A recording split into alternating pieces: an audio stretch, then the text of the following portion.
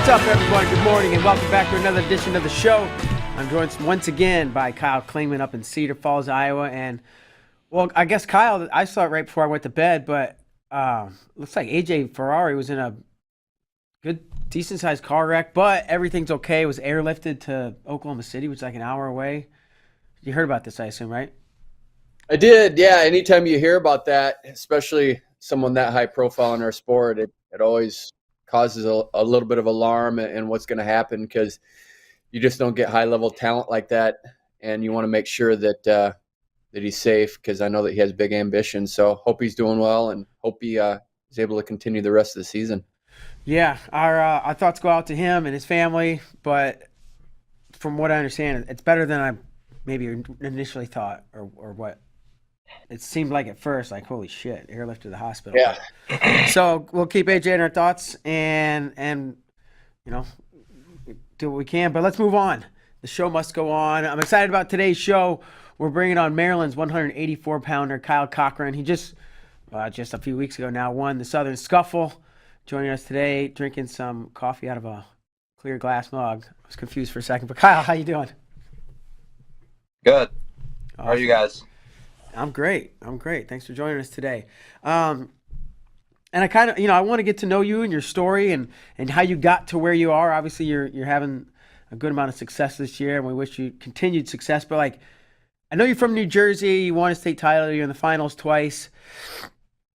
When did you get introduced to wrestling, and what was that like? And how old were you, and did you like it right away? I got introduced to wrestling by my dad. He took me and my brother to Olympic Wrestling Club in New Jersey, and it was before I was even old enough to join the rec league. So I remember just watching in on a club practice, and I remember one kid specifically I was watching was Joey McKenna, who was at the club at the time, and I saw him climbing ropes up and down, and I was like, wow, looks really cool. And after that, I just I don't know, it just became my main sport. I just started going to that wrestling club and joined the rec program, and then just kept going from there. How old would you say you were like when you were watching practice with Saul McKenna and whoever else? First grade. Okay. But did you get to wrestle, or were you just off to the side at the beginning?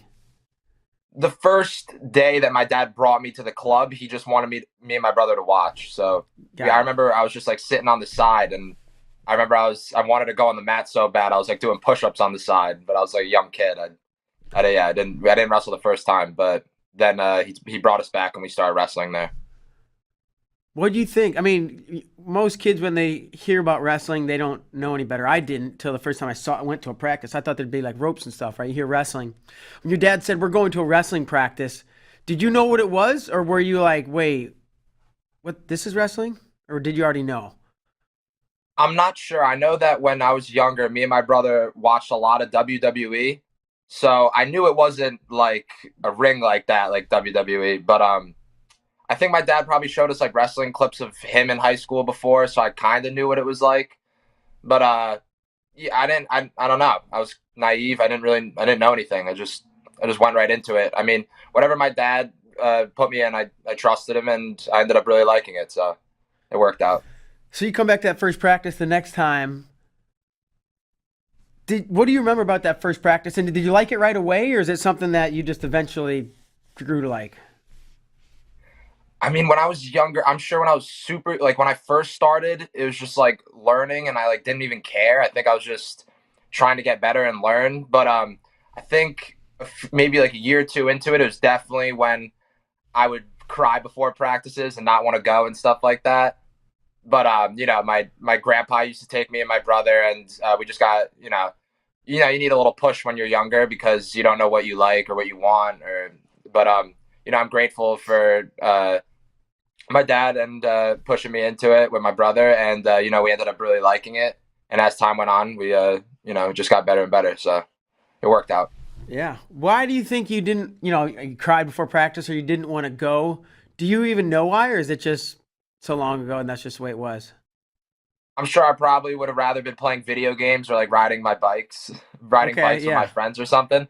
But I had all the time in the world for that outside of practice. I could have done that at any time during the day. I'm sure I was just I just didn't want to get my butt beat. I don't know. Yeah, yeah. Oh, that makes more sense. I thought maybe it was like something about wrestling you didn't like, but it makes more sense. Like, just want to play with my friends and do those kinds of things. Yeah, And were you pretty good right away? And you have a brother. Is your brother older or younger?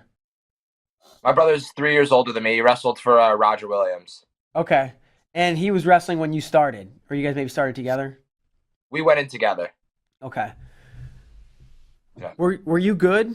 Like at a young age, winning more than you I were mean, losing? I think when like my first time starting, I was not good, but I got better.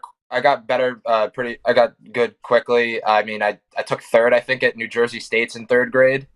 So that's when I knew that I was like pretty decent. And then all throughout middle school, I mean, I was placing in states, and I think I took fourth at Tulsa Nationals. That was like the big tournament that I was like, wow, I think I could do this and get really good at it. Yeah. Did you play other sports growing up? Yeah, I played soccer and lacrosse. Okay. And was there a time when you let those two go and focus solely on wrestling? Yeah, right. I mean, I my dad was like, you can. I was done playing soccer in middle school at some point, but when I was going into high school, I was thinking about playing lacrosse. But then I was talking to my dad, and he was like, I mean, you can play lacrosse, but it's going to be a lot. And I mean, if you want to get really good at one sport, you should choose. So, I mean, it was no doubt wrestling I was going to choose because I was significantly better at it, and I was just doing it for a longer time. So I just stuck with that. Okay. And is there like, there's like, I just want to be good at it, and there's like, I want to do this beyond high school. Were those thoughts in your head, or at the point when you decided to quit lacrosse, was it like, I just want to focus on trying to be a state champ or an All American at Fargo, or was there like, I want to do this in college?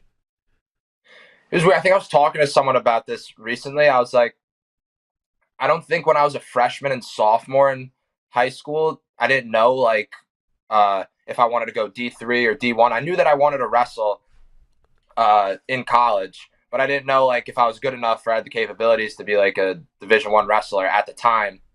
But I think when things changed was when I placed my sophomore year at New Jersey State's, and then after that year, I went to Fargo and I double All Americaned, and then I was like, that's kind of when I started building momentum. And then after I won states my junior year, then I was like, yeah, like let's go D1, and I want to get really good, and uh, you know, yeah, that's just how it went.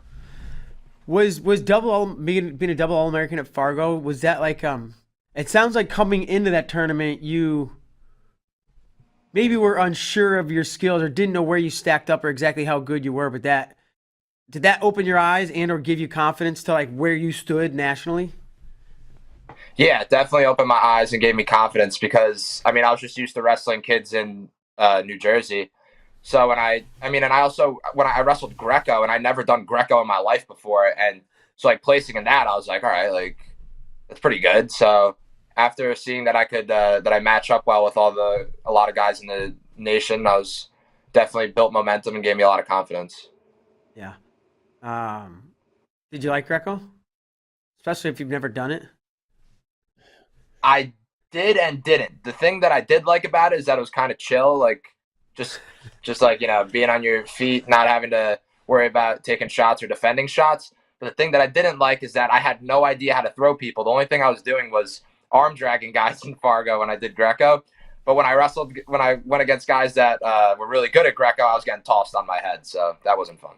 That's like one of the staples of Fargo. It's like cadet and junior Greco. It's like you see the elite and you see like the best. It's like the most entertaining Greco. You could go to the World Championships. Everybody's so good at Greco that it's there's not necessarily a lot of action.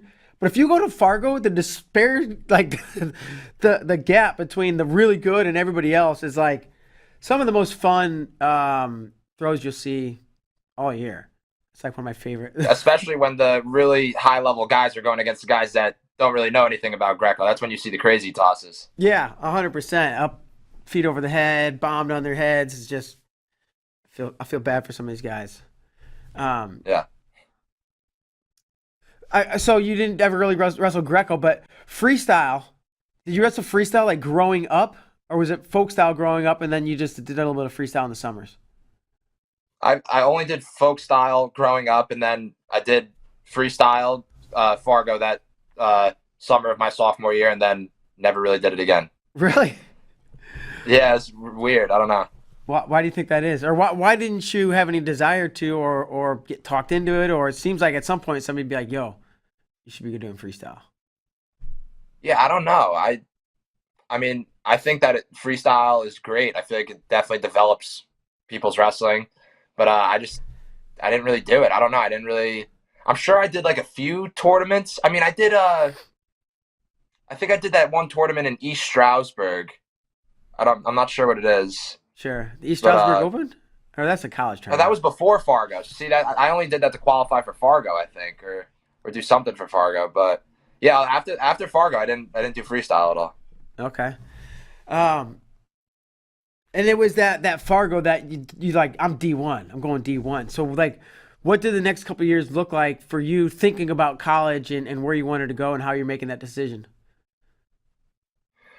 I was just looking at as many places as I possibly could. I was talking to a few coaches, but after visiting Maryland, I just realized that I just had a deep love for the school. I love the campus. I uh, love the campus. Love the everything about the program, the team, and both of my parents are Maryland alumni, so that was Oh, definitely another thing that made me want to come here. And I just love the school, so that ended up finalizing my decision to come here. sure. As you came into college, like, did you have goals and expectations for yourself? Was it back to more like I just let me see kind of where I fit in this landscape?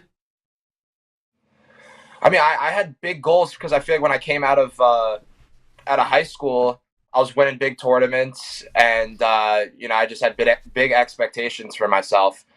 But some things just didn't work out. I think I was hit by college, and I was young and immature, and I just wasn't doing the right things. But after Coach Clemson and the new coaching staff came in, and I started getting older and getting more mature, I started to realize that I know what I want, and I know what I want to do and what I have to do in order to succeed. So just a huge turnaround, and as I started developing as a wrestler and doing the right things, I started to realize that I could perform well at a high level. Yeah, yeah. If you don't mind, and if you whatever you feel comfortable sharing, but like say I wasn't doing the right things and I was falling into a bad. You didn't say lifestyle, but that's what I'm taking from it. Like, what kind of things were you doing that wasn't right, and how did you make that change? Just going out, partying, Hmm. staying up late, not going to class, just not really caring at all. And it's so crazy to like look back at it and be like, how did I not care about the things that are so important and the things that are gonna help you succeed in life? But I don't know. I think I was just immature, and I guess I wasn't ready for it at the time.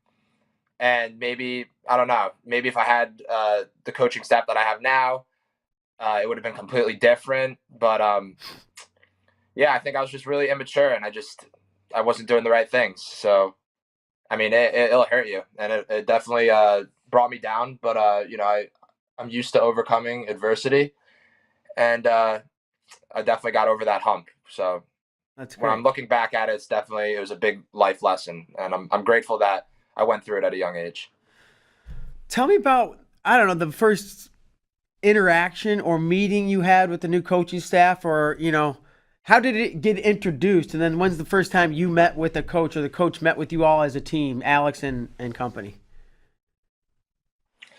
I remember the first time he came in. He was introduced by the people higher up in Maryland, and he just talked to us in the wrestling room, and you could tell right from the start that he was so serious, and you could just tell how much he wanted to win, and just change the program for the better. So I remember sitting there, and I was like, wow, I definitely gotta uh, change my ways and turn my life around in order to prove this guy that I belong here, and I want to do better for this program.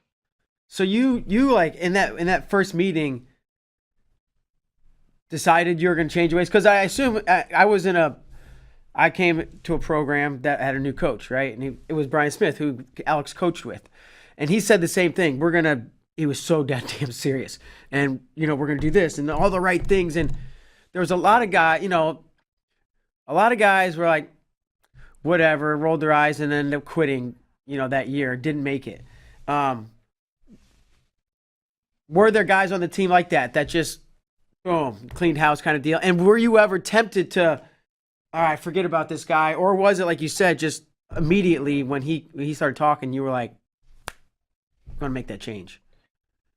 I think that before he came in the room, I went through so much crap before he came in as a coach that I was already like, talks with my family, talks with my friends, and, just people that I'm close with, was definitely already in the mindset of like, all right, I need to change my ways or else I'm going down the complete wrong path for the rest of my life.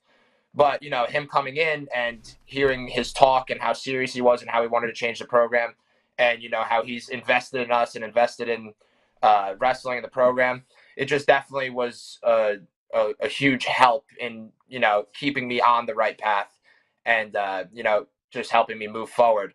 And when you were talking about like how there's some guys that like rolled their eyes and stuff like that, we definitely had a lot of guys when he came in roll their eyes and, they just, I think it's because they didn't want to put in the work, or they're just not made for it. But we definitely had to a lot of guys definitely left the team, but it was for the best of the program. Sure.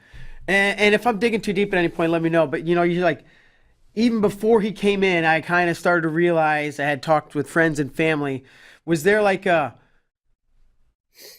something that happened or a rock bottom type moment or something where like you came to the realization even before Coach Clemson was in the scene that you knew you needed to turn things around, or was it just like, and I get it, right? You just go out, you party, you stay up late. If it was just that, it was just that. If there was more and you're willing to share it. I had a big accident at one point, which was definitely rock bottom for me. I fell on like a glass tank and I cut my arm open and it was real serious. I had to get surgery and, it was because of partying and doing the wrong things. And, I just felt at that point in my life that I was just like, what am I doing with myself? And I'm just hurting the people around me. I'm not doing things right. And that definitely was like such a low point for me that like I didn't ever want to be in that position again. And ever since then, I just moved in the right path. And looking back on it now, it's scary, but I'm not happy that it happened. But it was definitely a big life lesson that will teach me for the rest of my life to do the right things. Well, that's awesome, man. A lot of people will go further down the wrong way or just down the wrong way forever. And it, like you said, I'm sure you're not glad those things happen, but maybe are fortunate that the events transpired the way they did to get you where you are today. So now, Alex comes in, the new regime comes in. Like, are you refocused and re-energized? Are you like, hey, I had a lot of success in the past and I can do that again? Yeah, definitely. That's definitely what my mindset was as soon as he came in. I felt his energy and I wanted to match his energy and the whole coaching staff's. Things didn't really go the way that I wanted them to. I think I was cutting a little bit too much weight when he came in. I was going 165. And then, last year, everything with COVID just didn't really work out for me. And I bumped up 2 weight classes to 184. But now this year being at 184, I feel like I, filled out for the weight class and I feel good at it. I'm not cutting too much weight. So I feel like things are really coming full circle. Like I was saying this in a different interview, but like in high school, my freshman and sophomore year, I didn't really have a name. I wasn't making any noise. But then when it came time for my junior and senior year, towards the end of my high school wrestling career, I started making noise. So it kind of feels like I'm a very superstitious guy. So it feels like, my whole beginning of my college career, I really wasn't doing anything, doing the wrong things. And now, it's coming to the end of my college career and I want to make as much noise as possible. And, I think I'm proving that so far. What are your biggest superstitions? it's weird because I mean, a big superstition of mine is that I don't listen to music before matches. Because when I was younger, I put on my headphones before wrestling and I got thrown to my back. And ever since then, I never listen to music before my match. I always keep my dad and mom got me a St. Christopher necklace, and I always make sure that before my matches I keep it head up, just facing up before my matches. And yeah, that's really it. I have a lot more. I mean, my one more is that my lucky number is 33, and I always have to take my clothes off. Like I always put on my singlet at a minute and 33 in the third period of the match before me. So I'm pretty superstitious. What if there's a pin the match before you? First period pin. Then I just don't even think about it. I just take my clothes off and go right on the mat. Yeah. Okay. Well, that's cool. Those are some interesting superstitions. So back to the parallels between high school and college and the freshman and sophomore season, and breaking through the second half. Did you won the Southern Scuffle, right? I think you were like the 6th seed or something like that coming in. Like, as you enter the tournament, are you thinking like, man, I'm back, I'm gonna come win this dang thing, or is it? Let's see if I can win it. Yeah, I wouldn't say that like right before the tournament that I was like, I'm gonna win this, like this is all mine. But like I knew that I had the capability to, and I had no nerves, confident. I felt loose, and I just took it one match at a time. And before every match, I was just like, I know I could beat this guy. The match after that, I know I could beat this guy, and I just believed in myself, grew confidence, gained momentum, and then by the finals match, I was just like, this is mine to win.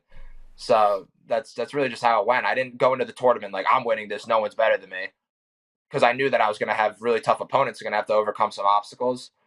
But I just took it one match at a time, and it worked out. The success you're having, do you think it's more mental or physical, or because of, you know what I mean? I think it's both. I think mentality is so big in wrestling. Like, you see it throughout your lifetime. You see kids in practice that are like beasts, like killing everybody in the practice room, but then they step on the mat and they can't win a match against someone that you don't even know.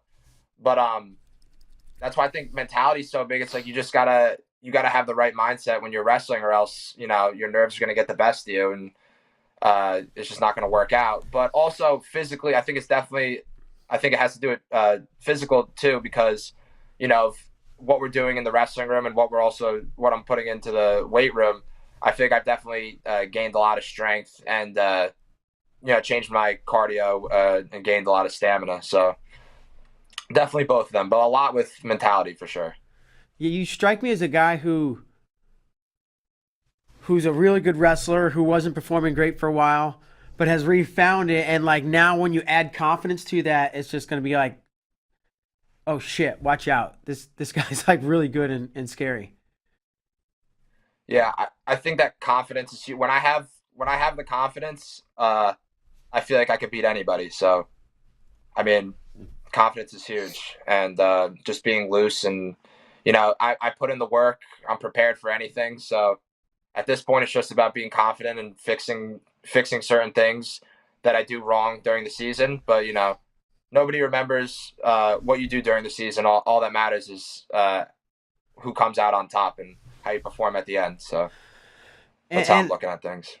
Talk about Maryland's progression. You talked about your personal progression since the day Coach Clemson walked into the wrestling room and started speaking to you. What kind of changes have you seen in the program itself? From, What kind of not even just on the mat, but maybe also on the mat. Coach Clemson has discussed the words on our wall multiple times. We have big words on our wall, and it's 4 words. It's faith, sacrifice, accountability, and perseverance. And I think that everyone on our team just follows by those words, and it's basically like the rules of our program. And if you follow by all those words, then we're going to all become successful at once. I also think that everybody just does what they're supposed to do. We don't have any bad attitudes on the team anymore. Everybody comes into the room every day and does what they're supposed to do and wants to get better. and it just, when you're maybe your opponent, not your opponent, maybe if your teammate that you're practicing with is way better than you, and beating you up every day, it's still getting the partner much better, and that's just like how our team is. I feel like we just have a lot of guys that are all getting better together at once, and just constantly wrestling and lifting and just doing all the right things. So yeah. So it sounds like things are going pretty well. Maryland's headed in the right direction. Yeah. So like wrestling in the Big Ten, right? It's grueling, and it's right in the heart of the Big Ten season right now. Do you like the way it's set up with the two? A lot of times it's Friday, Sunday, and a lot of times it's hammer versus hammer. And how do you think this helps get you guys prepared for the postseason? I think it's best to, like how I said, I just think it's best to get hard matches during the season against hammers, because most likely you're gonna end up wrestling them in Big Tens or nationals. So first, it's just gonna get you better, and second of all, it's just gonna see where you're at in general with all these guys that are either top 10, top 20, or even not ranked, but just hammers. But it's just good because it's gonna get you better, and it's gonna prepare you for the end of the season where you're gonna try to get on that podium and All-American. Yeah, and is that something that you guys talk about, right? Changing the culture, changing the attitude, working hard. Also, like, is it like, hey, we're gonna have All-Americans and national champs, or is it more focused on just getting better? I think it's focused on getting better and gaining confidence, and then when the better that we get and the more confidence we gain, I think it's just, we don't even need to say that you're going to be an All-American, or you have to be an All-American. It's just the better that a wrestler gets, or the student gets, they're going to expect that for themselves at the end of the day. So I think we're just working to slowly, like our coach says, we're laying down the bricks, the foundation of our program. Rome wasn't built in a day, so we're just slowly building it up, and at some point we're gonna stack up All-Americans or national champions as well. Yeah. Do you think about nationals very much, whether it's broad or detailed, or anywhere in between? I think all athletes imagine themselves in on the big stage, winning big matches. So I think that I don't think about it like particularly like who I'm going to wrestle, or how I'm going to perform. I just think about, I like to think about myself celebrating and hugging my coaches, hugging my family, and just seeing all the hard work pay off. That's what I like to imagine. But I'm just I think the more that I believe and the more that I imagine, the closer it will come, the closer it will be, and it'll come true. Heck yeah. Such an exciting time, second semester, and heck, it's already late January, so it's going to be Big Tens and Nationals before you know it. And we've been hopping right along here, but I know Kyle Klingman's waiting over patiently with some questions for you. Okay. Kyle, we have a game called Sweat It Out. This is good because we just talked about nationals, and in order to win nationals, you have to win 5 matches unless you have a pigtail, which would be 6. But I have 5 questions for you, hoping to make you sweat. Are you ready to go? Yep, ready. Number 1, name one All-American wrestler named Kyle other than Kyle Snyder or Kyle Dake. You're asking the wrong guy. I don't even watch wrestling that much, so I don't think I could get that one. Okay, so you don't get that one. Who'd you say, Kyle Snyder, right. or Kyle who? Kyle Dake. He wrestled for Cornell. Yeah, I was gonna say Kyle Dake. I don't know anybody else. I can't. Do you know who Kyle Dake is and Kyle Snyder? I know who Kyle Dake and Kyle Snyder are. I was gonna say Kyle Dake if you didn't say that. I can't say Kyle Dake. Well, that's why I did that, because I knew that would be the easy one. That's really fun. All right. I'm not good at this, so I'm not sure. That's all right. That's why this is sorted out. We're getting you ready for nationals by something. I know one guy. I think what's his name? He transferred to Penn. I know his name's Kyle, but I don't know his last name. Oh, Connell. Kyle Connell, is that his name? Yeah, Connell, however you say it. Yep. I'd say that's all I got. Yeah, I mean, you came through in the clutch. That was a sudden victory win. I'll give that to you. Nice I'll work. give it a point. All right. Number 2, what professional stock car racing driver has the nickname Rowdy, Wild Thing, and the Candyman?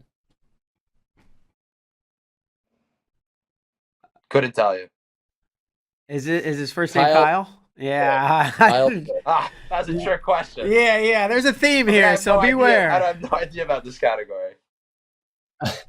I mean, now that I know you don't know anything about wrestling, this is going to be tough for you too. Number 3, what teenage wrestler from Wisconsin reached the 76-kilogram finals of the 2021 Olympic trials where she lost straight matches to Adeline Gray? No idea. Mark should know. Kylie Welker. Kylie Welker. Yep, she was 17. Do most at the people time. on this show get these answers right? Are these questions right? It's a mixed bag. I might be the first one to go 0-5, so let's keep it going. Well, we can gave always you the readjust the first questions. Oh yeah, Kyle Cannell, you got that. Yeah, you got that one. Somewhat. Number 4, who is the head wrestling coach at Tennessee Chattanooga? All you got to figure out is his last name. So I can tell you. All I know is that my assistant coach, Nick Bruschetta, used to be an assistant coach there at Chattanooga. I half a point. I don't know the head coach. His name's Kyle Rochelle. Kyle Rochelle is the name of. I'm starting to sense that these are all Kyle answers. Well, yeah. And I don't know if you picked up on it. Your name's Kyle. My name's Kyle.